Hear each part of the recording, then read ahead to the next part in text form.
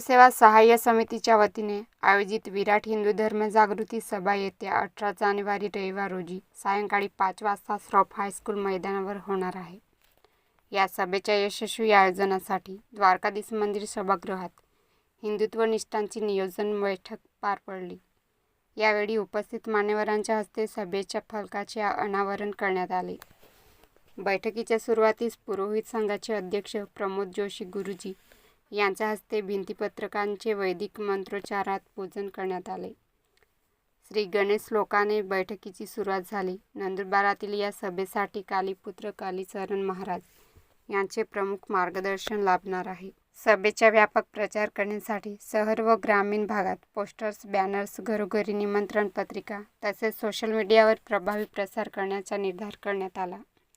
बैठक यशस्वी करण्यासाठी हिंदू सेवा सहाय्य समितीच्या धर्मसेवकांनी विशेष परिश्रम घेतले.